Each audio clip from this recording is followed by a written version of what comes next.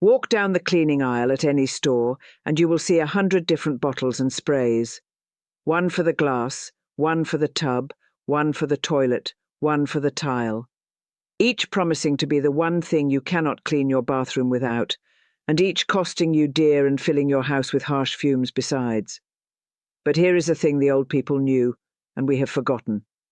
That you can clean your whole bathroom, every bit of it sparkling and fresh, with just a few cheap, simple things you likely have in your kitchen already.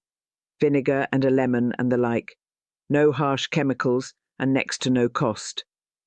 Today, I'm going to give you 7 of the best old tricks for cleaning a bathroom.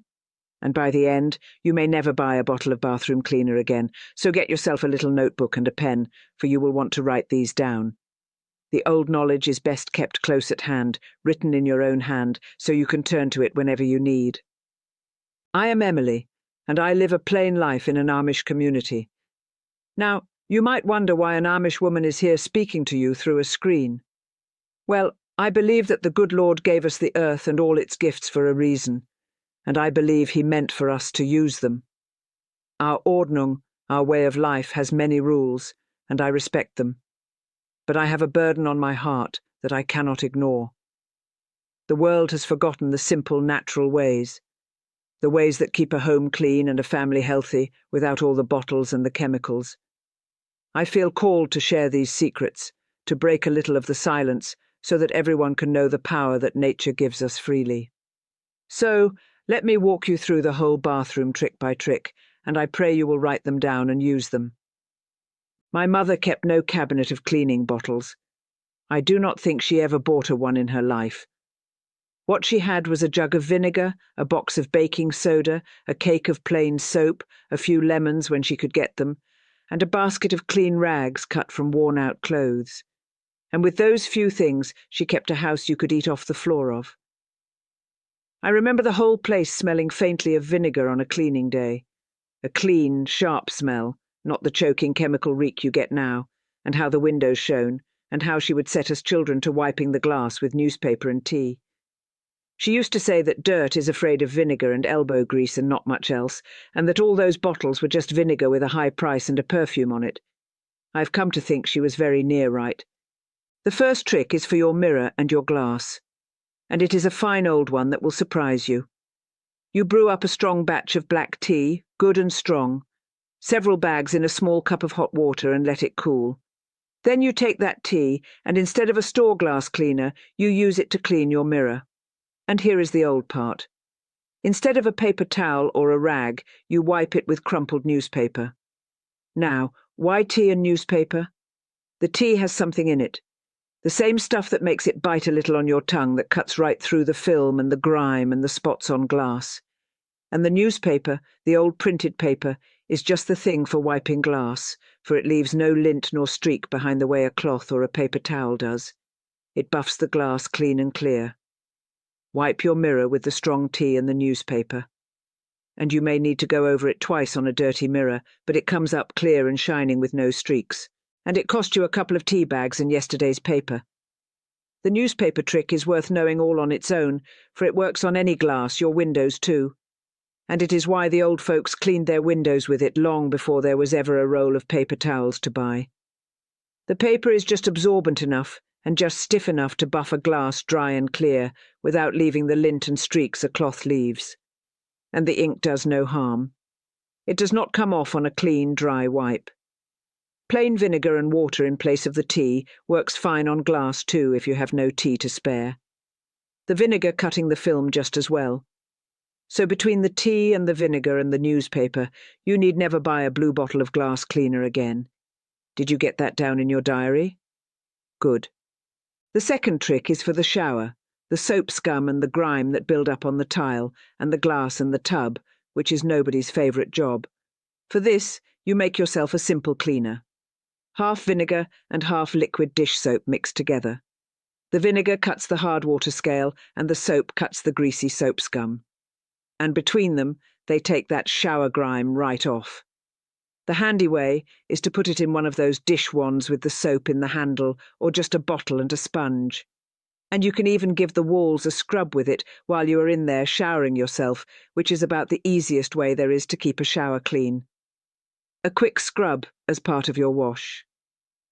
Vinegar and dish soap, half and half, is the whole secret to an easy clean shower. The shower curtain or the glass door, where the mildew and the pink and black mould love to grow in the damp, gets the same treatment. Sprayed with vinegar and left to sit a bit, then scrubbed and rinsed. For the vinegar kills the mould and the mildew as well as it cuts the scum. And the great prevention there is simply air and dryness, leaving the window cracked or the door open after a shower. So the room dries out, for mould cannot grow where it is dry, and a bathroom that dries well between uses fights half its own battles. So scrub with the vinegar and then help the room dry, and the mildew has little chance to take hold.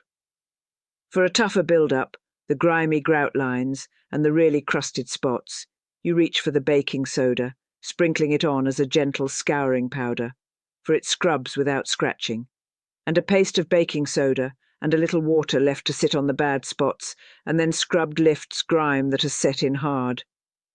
Baking soda for the scouring and the vinegar and soap for the everyday wash. Between the two, you have the whole shower handled. And the real secret to an easy job is to keep after it a little at a time, a quick wipe often, so it never builds into the great dreaded scrubbing job in the first place. For a shower wipe down weekly never gets bad, while one left for months becomes an afternoon's hard labour. Write that down now, the half and half mixture. The third trick is for the hard water stains on your fixtures, the faucets and the handles, that white crusty build-up the hard water leaves behind. And the gentlest old cure for that is a lemon. You cut a lemon and rub it right on the stain, and the acid in the lemon, mild and natural, breaks down that hard water crust, and a little rubbing takes it off and leaves the fixture shining. And it is so gentle, it will not harm your hands nor your fixtures. No harsh chemical at all, and it leaves behind a clean, fresh smell. Besides, far pleasanter than any chemical. A halved lemon dipped in a little salt makes a fine, gentle scrubber for a stubborn spot, the salt giving it a bit of grit to work with. And you can use the spent lemon halves left over from your cooking for this, rather than wasting a fresh one, which is just the sort of thrift we live by. Nothing wasted.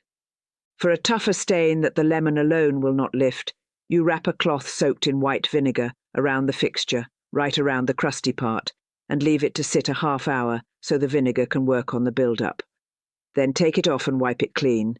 And for the tight spots a cloth cannot reach the base of the faucet and such, an old toothbrush dipped in the vinegar gets right into the crevices. Lemon for the light stains. A vinegar-soaked cloth left to sit for the heavy ones, and an old toothbrush for the corners. One honest caution on the vinegar and the lemon, both being acids. Keep them off natural stone, your marble, and your granite and the like, for the acid can etch and dull a polished stone surface over time. On the common metal and porcelain and glass and tile fixtures, they do no harm at all. But if you have a stone countertop or a stone sink in your bathroom, clean that with plain soap and water instead, and save the acids for everything else. That is the one place to mind them, and elsewhere they are as safe as can be. The fourth trick is for the small things in the bathroom that get the nastiest and that nobody ever thinks to clean. Your soap dispenser, your toothbrush holder, the little cup, the dish, those small items that sit there gathering dried soap and toothpaste and grime in the bottom until they are downright foul. Most folks never clean them at all, or only when they finally notice how bad they have got. The easy old way is to give them a good soak. You fill a basin or a bowl with hot water and a good slug of vinegar, and you set all those small items down in it to soak a good while, and the hot vinegar water loosens and dissolves all that caked on soap and toothpaste grime so it wipes right off. And what is stubborn and old toothbrush scrubs out of the bottom. A regular soak of all those neglected little items in hot vinegar water keeps them clean and fresh. And you will be amazed what builds up in them when you finally do it. The same hot vinegar soak handles a deal of other small bathroom things too. The soap dish, the drinking cup, the comb, the little tray, the cap of the toothpaste, even a grimy drain cover. All of them sat down in the hot vinegar water to soak and then wiped and scrubbed clean. Make it a habit once a month or so to gather up all the small bits and give them their soak while you clean the rest of the room. and the whole bathroom stays fresh down to the smallest thing, which is more than most folks ever manage with all their bottles. The fifth trick is for the toilet, and vinegar does this job too. And well, for it kills the germs and the mould and cuts the lime scale all at once with no harsh chemical and no choking fumes. You pour a good amount of vinegar down into the bowl and around under the rim where it runs down. Here is the good old trick for the rim. You soak some toilet paper in vinegar and lay that vinegar-soaked paper right up under the inside of the rim and along it and let it sit there a good while so the vinegar stays in contact with the rim and the upper bowl long enough to do its work rather than just running straight down. While that sits, you pour vinegar into the bowl and scrub it out with your brush. Then you pull away the soaked paper and give the rim a scrub. An old toothbrush again, for up under the rim, where the brush will not reach, and flush it all away. You get a clean, fresh, germ-free toilet with nothing but vinegar and a bit of paper and scrubbing. If you want a little extra scouring power for a stained bowl, sprinkle in some baking soda after the vinegar and let it fizz up. The two together foam and help lift the staining and freshen the bowl. Then scrub and flush. And here is a safety word I will always give you plainly. Never ever mix vinegar with bleach, nor with any of those bowl cleaners that contain bleach. For the two together make a poison gas that can truly harm you. That is the very reason I favour the plain vinegar by itself. It does the job clean and safe on its own, but if ever you have used a bleach cleaner in that toilet, flush it well away before you go adding vinegar. Keep the vinegar and the bleach far apart, and better yet, just use the vinegar and skip the bleach altogether, which is the old way and the safe way both, and far easier to breathe over. The sixth trick is one most folks never think of at all, and it is the toilet brush and its holder itself, which is one of the foulest things in the whole bathroom and goes completely unnoticed. Think about it. That brush sits wet in its little holder all the time, and the water and filth drip down and pool in the bottom of the holder, and it grows downright vile down there, a hidden source of smell and germs right in your clean bathroom. So you must clean the brush and the holder too. Now, some folks pour bleach or some harsh cleaner down in the holder, but you need none of that. For our friend, the vinegar does it again. You pour a good measure of vinegar down into the bottom of the holder and let the brush sit in it, which keeps the brush itself clean and disinfected, and keeps that pooling filth in the bottom killed off and fresh. And you pour it out and refresh it now and again. Vinegar in the bottom of the brush holder keeps the foulest corner of the bathroom clean, with no harsh chemical sitting open in your house. And give the brush itself a real cleaning now and again, soaking it in vinegar, or even setting it out in the sun to dry fully.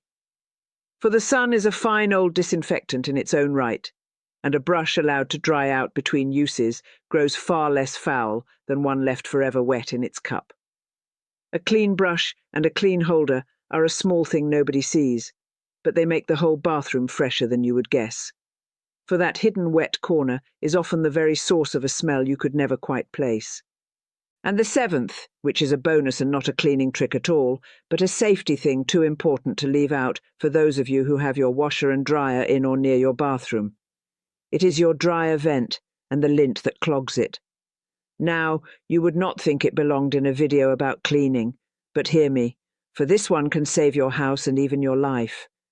A clogged dryer vent packed full of that fine lint is one of the leading causes of house fires, thousands of them every year.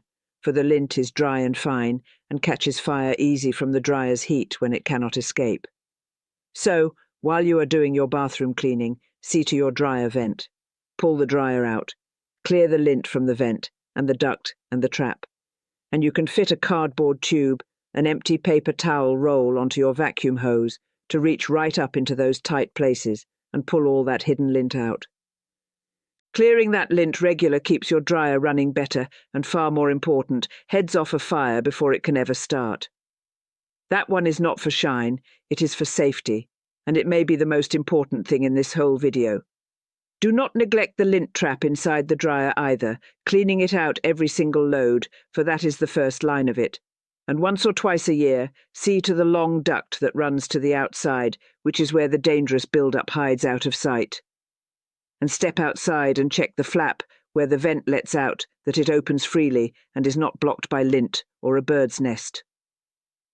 For many, a vent fire starts from a blockage right at that outside opening. It is a half-hour's work, once or twice a year, and it is cheap insurance against a fire that could take everything. So I would not let another season pass without seeing to it. So there you have the whole bathroom cleaned top to bottom, with hardly more than vinegar, a lemon, some black tea, and a bit of dish soap.